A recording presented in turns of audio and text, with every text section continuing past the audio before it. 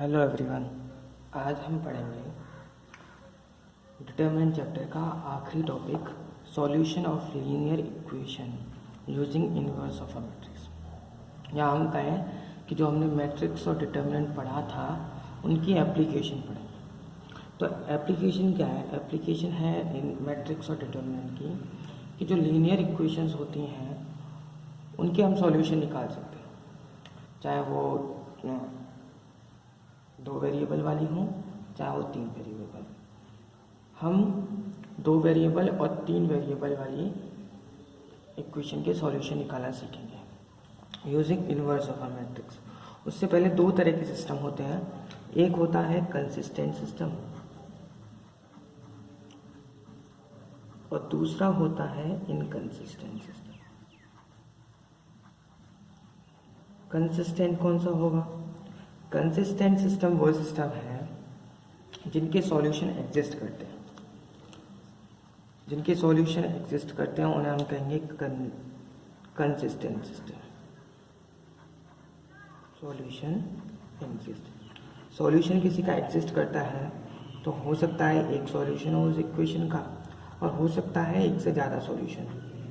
तो ऐसे सिस्टम जिनके एक या एक से ज़्यादा सॉल्यूशन है हम उन्हें कहेंगे कंसिस्टेंट सिस्टम। इनकंसिस्टेंट सिस्टम कौन से हो जाएंगे? वो सॉल्यूशन जिनके वो इक्वेशन या वह सिस्टम जिनके सॉल्यूशन एग्जिस्ट ना करते हो, डज नॉट एग्जिस्ट।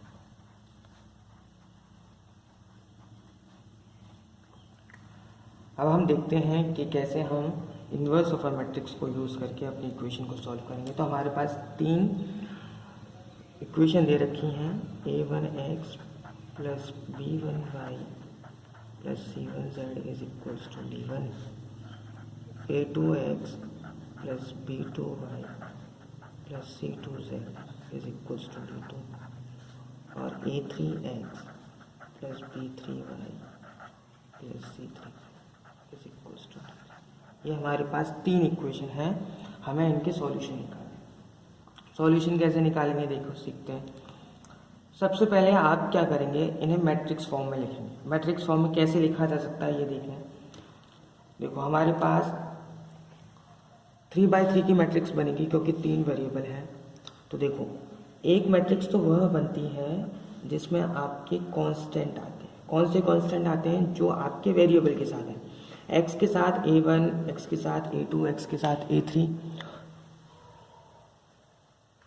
तो ये 3 वेरिएबल आ रहे हैं तो इन्हें हम लिखेंगे यहाँ पे a1, a2, a3, b1, b2, b3, c1, c2, c3। दूसरी मैट्रिक्स बनेगी आपकी जिसमें आप वेरिएबल लेंगे। वेरिएबल कौन कौन से हमारे पास? x, y और z। हम चेक भी कर सकते हैं, देखो आप जो मैट्रिक्स बनाएंगे वो ऐसा ही कुछ नहीं। और तीसरी मैट्रिक्स होगी इक्वल्स टू में क्या है। जैसे ये एक इक्वेशन है आपके, इसकी इक्वल्स d1 है तो उसमें आएंगे आपके जो इक्वल में आएगा d1, d2, d3। हम देखें तो देखो यदि इन तीनों के मैं नाम दे दूँ मैट्रिक्स के, एक का नाम a है, दूसरा का नाम, यदि इसका नाम a दे दिया, इसका नाम कैपिटल X और इसका नाम b है, तो हम चेक कर सकते हैं कि a into x is equals to क्या आएगा? b आएगा। चेक कर लो, देखो फर्स्ट रो का फर्स्ट कॉलम के साथ मल्टीप्लाई करेंगे, a into x is equals to b आना चाहिए। चेक करो, देखो a1x plus b1y plus c1z, पहला वाला एक एलिमेंट आएगा इसका मल्टीप्लाई करने पर, वो किसके बराबर होगा? d1 के। ऐसे ही दूसरा वाला भी चेक कर सकते हैं, सेकंड रो का कॉलम के साथ, तब d2 के थर्ड का। यानी we can write these 3 equation in the form of matrix. ऐसे हम लिख सकते हैं ax is equals to b। अब मान लो 2 केस बन सकते हैं। केस 1 क्या हो सकता है कि जो a मैट्रिक्स है वो नॉन सिंगुलर मैट्रिक्स है। a is a non singular matrix.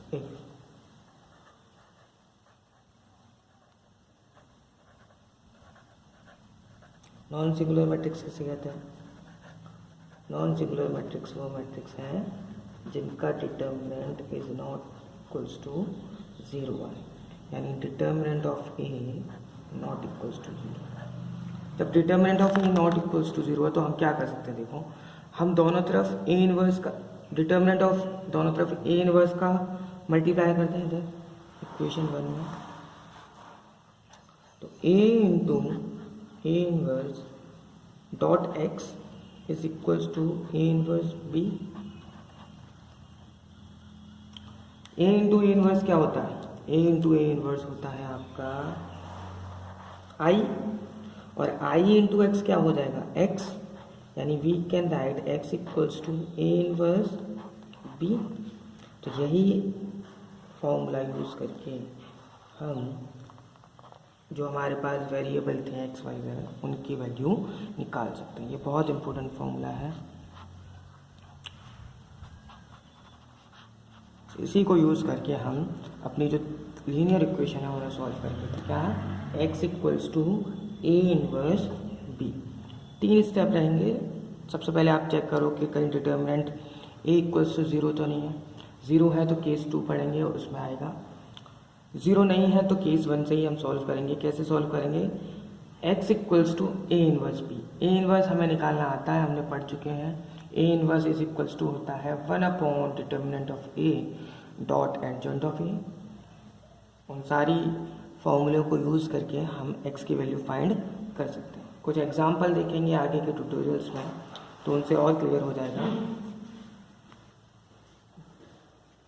लो कि यदि वो सिंगुलर मैट्रिक्स है तब हम क्या करेंगे, तो उसके लिए केस 2 है।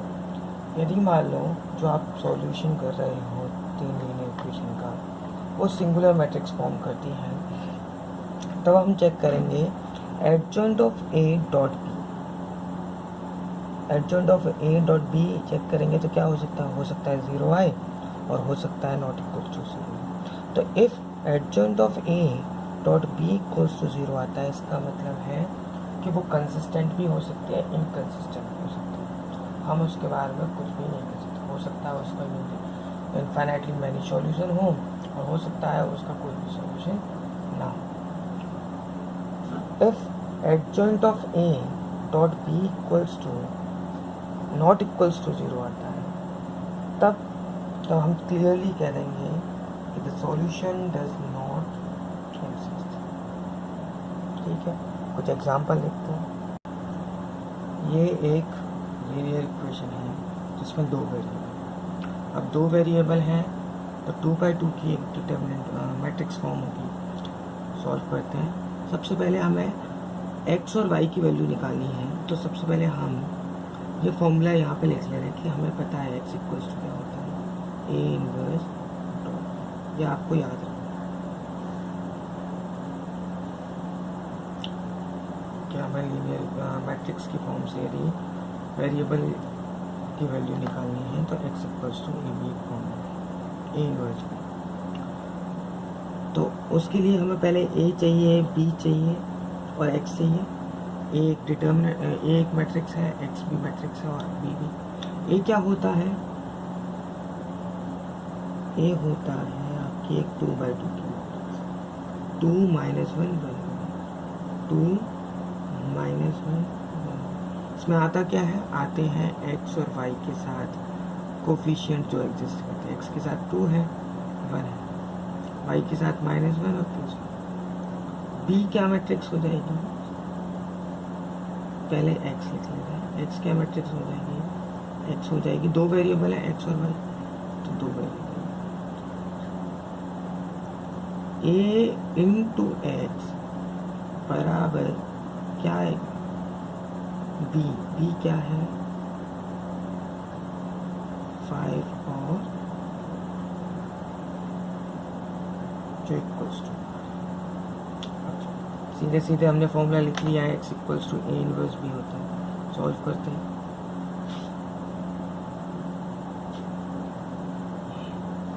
उसके लिए ए इनवर्स निकालना पड़ेगा और ए इनवर्स क्या होता है, ए इनवर्स होता है 1 upon determinant of A into adjoint of A determinant of A निकालते हैं, cross multiply 2 into 1 minus of कितना आएगा 3। एडजॉइंट ऑफ ए भी निकाल सकते हैं,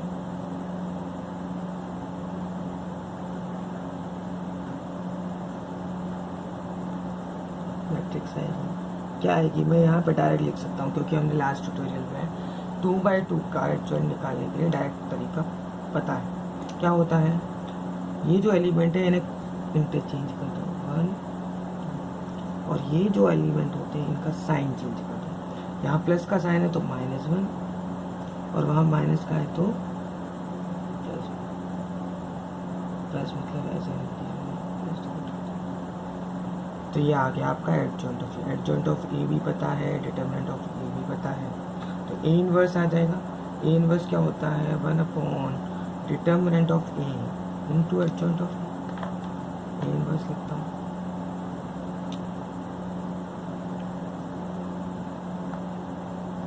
वन अपॉन 3 इंटू 1 1 माइनस 1। अब ए इनवर्स भी आ गया। हमें क्या निकालना है, हमें निकालना है एक्स। हमें पता है एक्स इक्वल्स टू क्या होता है ए इनवर्स बी, मल्टीप्लाई करते हैं ए इनवर्स का बी के साथ, एक्स की वैल्यू डायरेक्ट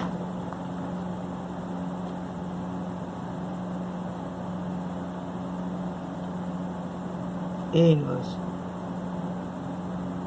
डिवाइड कर देंगे तो 1/3 माइनस 1/3 और 2/3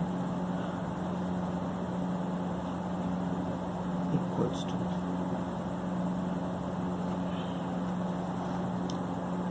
इंटू बी। बी क्या है हमारे पास 5।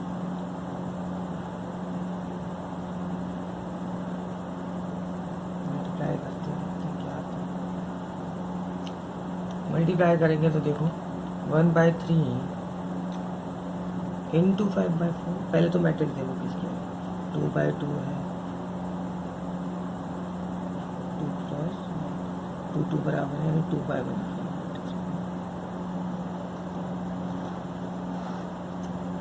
1/3 इंटू 5 5/3 1/3 इंटू 4 प्लस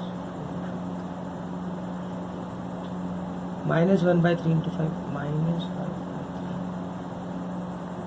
प्लस 8/4। क्या आया आपके पास, आया यहाँ लिख रहा हूँ x equals to 5 + 4 9 divided by 3 3 -5 + 8 + 3 3 divided by 3 equals to, और x क्या था हमारे पास, x एक मैट्रिक्स थी स्मॉल x और स्मॉल y, तो यहाँ से हमारे वेरिएबल निकल आ गए x equals to 3 y equals to. हम चाहें तो चेक भी कर सकते हैं आंसर वैल्यू पुट करके, आप रख के देखो वैल्यू पुट करेंगे यहाँ पे x इक्वल्स टू 3, 2 3 जा 6 6 माइनस 1, यानी हमारा आंसर सही। आई होप आपको समझ आया। एक और एग्जांपल देखते हैं 3/3 का। एक क्वेश्चन दे रखा है, 3 लीनियर इक्वेशन में 3 वेरिएबल है, तो ये कंफर्म हो गया कि जो आपकी डिटर्मिनेंट बनेगी ए डिटर्मिनेंट वो 3/3 की है। ठीक है, x की जगह पे क्या आ जाएगा x y z 3 वेरिएबल आ जाएंगे, और b की जगह पे जो गिवन है आपके पास 8 1। तो सबसे पहला स्टेप तो आपका यही है कि आप ये लिखें ax इक्वल्स टू b, और यहाँ पे लिख लें कि आपको फाइंड a इनवर्स करना है, तो a इनवर्स का फॉर्मूला सॉरी आपको फाइंड x करना है, तो x का फॉर्मूला होता है a इनवर्स। सबसे पहले फॉर्मूले को देखते हुए आपको आगे समझना है, तो ax इक्वल्स टू b होता है, a एक मैट्रिक्स है, लिख लेना 3 - 2 3। अब कोई क्वेश्चन ऐसा आता है जिसमें y नहीं है z नहीं है, तो उसमें क्या करेंगे, मतलब और दूसरे इक्वेशंस में तो y z है लेकिन पर्टिकुलर किसी एक में नहीं है, तो y और z की जगह पे आप वहाँ पे 0 पुट करेंगे, ठीक है, अंडरस्टेबल है। यहाँ क्या आ जाएगा 2 1 4 -3। और कोई कोई क्वेश्चन ऐसे भी होते हैं जिसमें आपको एक डिटर्मिनेंट ऑलरेडी दे रखा होता है, यही वाली डिटर्मिनेंट पहले यही वाली मैट्रिक्स पहले से ही दे रखी होती है, और आपसे कहा जाता है with the help of this matrix solve करनी है आपको ये लीनियर इक्वेशन। तब भी ऐसे ही करेंगे, बिल्कुल सेम, कुछ नहीं होता, बल्कि आपको तो उसमें एक फ़ायदा और दे रखा है कि आपको मैट्रिक्स पहले से ही बना के दे रखी होती है उसमें। बाकी मेथड सेम है, कुछ भी नहीं करना। ए हो गया, एक्स क्या है, एक्स वाई जेड, और बी क्या है 8 1 4।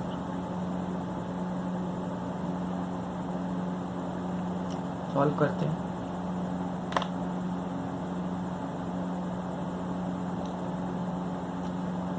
हमें ए इनवर्स निकालना है सबसे पहले एक्स के लिए। X equals to A inverse भी होता है, ए इनवर्स होता है 1/() into adjoint of A. A inverse के लिए आपको सबसे पहले एडजॉइंट ऑफ ए निकालना पड़ेगा और डिटर्मिनेंट ऑफ ए निकालना पड़ेगा।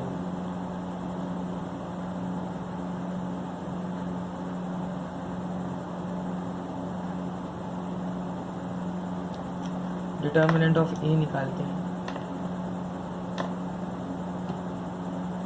डिटर्मिनेंट ऑफ ए साइन ले लेते हैं, फर्स्ट रो कलम सॉल्व किया, प्लस माइनस प्लस 3 ऐड करेंगे इसको 1 2 2 -3, ये माइनस है, माइनस 2 क्या हो जाएगा, सॉल्व करेंगे तो 4 प्लस 3 सॉल्व करेंगे तो आएगा -6 पूरा सॉल्व करेंगे तो आपकी डिटर्मिनेंट आएगी -17 जो इक्वल्स टू 0 नहीं है, यानी केस 1 वाला, यानी यूनिक सॉल्यूशन एग्जिस्ट करेगा इसका। आप कोफैक्टर निकालने पड़ेंगे क्योंकि आपको एडजॉइंट ऑफ ए निकालना है। एडजॉइंट ऑफ ए के लिए आपको कोफैक्टर चाहिए, तो सारे कोफैक्टर मैं यहाँ लिख देता हूँ। जिसको कोफैक्टर नहीं आता निकालना वो हमारे पिछले ट्यूटोरियल माइनर एंड कोफैक्टर में जाके उसे चेक कर सकते हैं।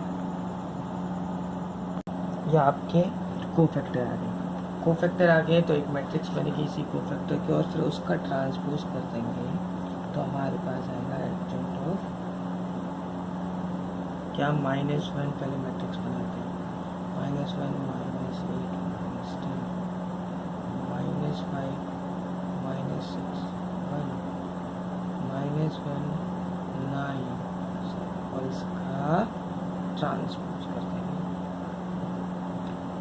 तो हमारे पास आएगी -1 -5 -1 -8 -6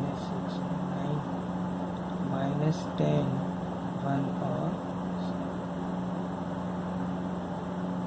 ये हमारे पास आ गया आपका एडजॉइंट ऑफ ए भी पता है और डिटर्मिनेंट ऑफ ए भी आ गया था -17, दोनों हमारे पास हैं। तो अब हम क्या निकाल सकते हैं, अब हम निकाल सकते हैं ए इनवर्स।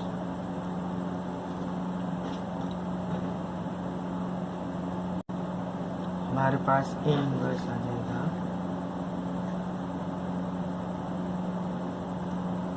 1/70 माइनस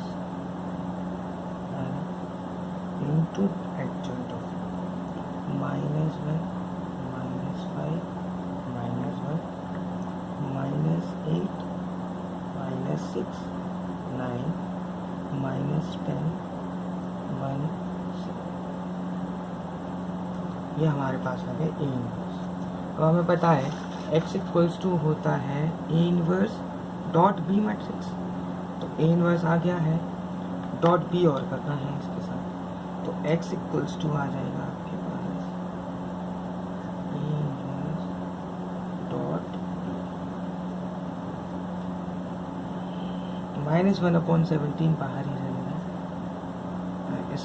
इसके साथ पहले मल्टीप्लाई करो, फिर बाद में मैट्रिक्स का मल्टीप्लिकेशन करो, या फिर इसे बाहर रहने दो, सिंपल मैट्रिक्स का मल्टीप्लिकेशन कर दो, कैसे भी कर सकते हैं।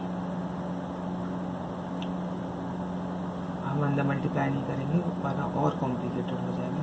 पहले हम मैट्रिक्स को सॉल्व करेंगे मल्टीप्लिकेशन करके, तब हम -17 का बाद में मल्टीप्लाई करेंगे। डॉट बी क्या था हमारे पास? बी था हमारे पास 81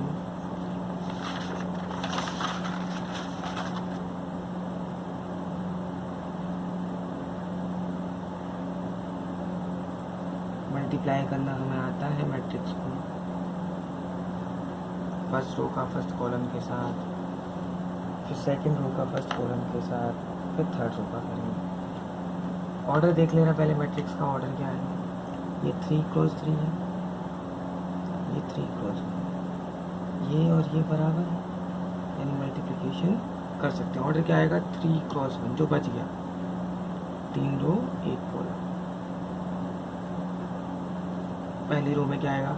फर्स्ट रो फर्स्ट कॉलम का मल्टीप्लाई, -1 × 8 -8 -5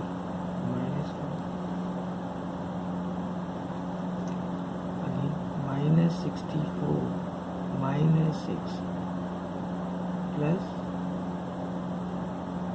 -80 प्लस 1 प्लस 20। सॉल्व करेंगे तो आएगा -1/17 -17 -34 -50। पूरा सॉल्व करेंगे तो हमारे पास आएगा x एक मैट्रिक्स थी हमारे पास। x क्या था? ब्रैकेट में x, y और z।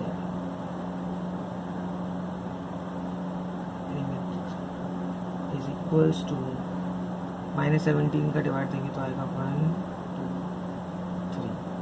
तो हम कह सकते हैं x equals to 1, y equals to 2, z equals to 3।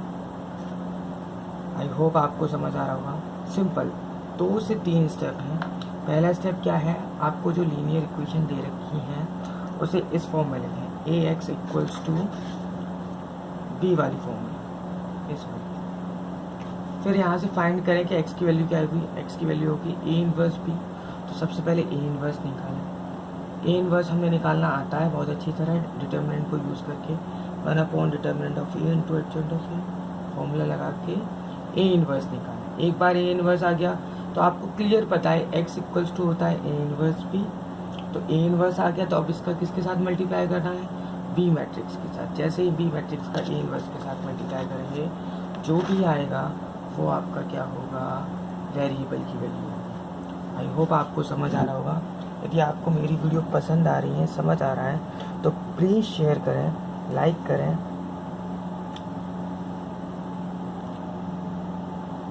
Thank you.